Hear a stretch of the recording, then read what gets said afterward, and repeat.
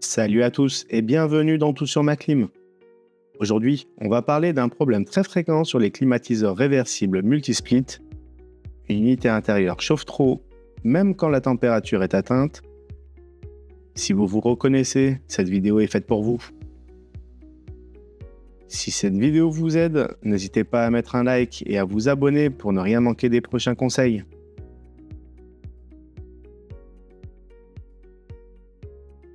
Sur une installation multisplit, un seul groupe extérieur alimente plusieurs unités intérieures. Chaque unité intérieure possède sa propre sonde ambiance, sa propre consigne de température, son propre détendeur. En revanche, toutes les unités partagent le même circuit frigorifique et le même compresseur. Et c'est précisément là que les choses se compliquent.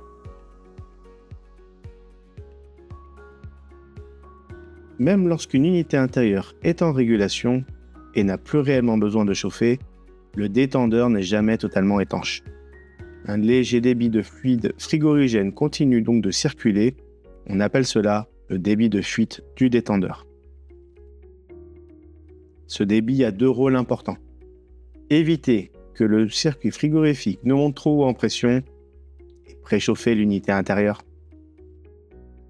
Ce préchauffage permet à l'unité de continuer à fonctionner sans jamais souffler d'air froid, ce qui serait très inconfortable pour l'utilisateur.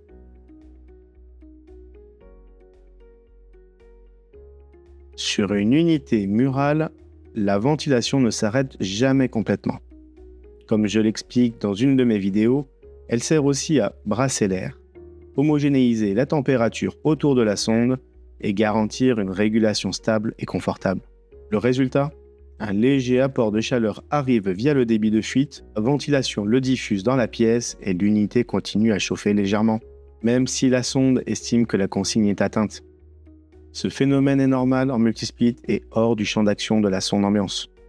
La sonde a correctement fait son travail, la température demandée est atteinte, la demande principale de chauffage est coupée. Mais elle ne contrôle pas le débit de fuite du détendeur. Tant qu'au moins une autre unité intérieure du multisplit n'a pas encore atteint sa régulation, le groupe extérieur continue de produire de la chaleur pour satisfaire cette unité. Conséquence directe, le débit de fuite persiste, la ventilation continue de brasser l'air, et le combo débit de fuite plus ventilation entraîne un chauffage résiduel. Ce phénomène est amplifié lorsque l'unité intérieure est surdimensionnée, lorsque l'unité intérieure est sous-dimensionnée dans la pièce qui tarde à arriver en régulation, ou lorsque là où les pièces ont peu de déperdition. L'exemple typique que l'on rencontre le plus souvent, c'est une chambre réglée à une température de 19 degrés, un séjour réglé à 22 ou 23 degrés.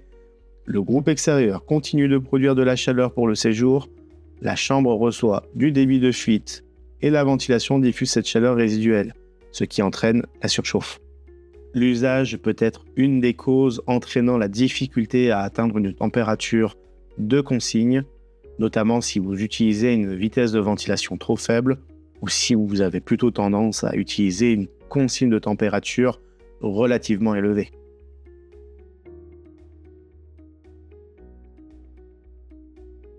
Dans l'idéal, il faut éviter de mélanger zone nuit et zone jour. C'est pour cette raison qu'en multisplit, il est fortement déconseillé de mélanger zone nuit et zone jour sur un même groupe multisplit. Les usages sont différents, les consignes sont différentes, les horaires sont différents, et cela crée exactement ce type de désagrément. En conclusion, ce qu'il faut retenir, c'est que ce n'est pas une panne, ce n'est pas une sonde défectueuse, ce n'est pas un défaut de la machine. C'est un choix de fonctionnement et de sécurité du multisplit. Gestion des pressions, confort sans souffler froid. Le bon dimensionnement, la bonne séparation des zones et des consignes cohérentes sont essentiels pour éviter cet effet pervers. Et voilà, vous savez maintenant pourquoi une pièce peut surchauffer dans le cadre d'une installation multisplit. Et n'oubliez pas de vous abonner. À bientôt!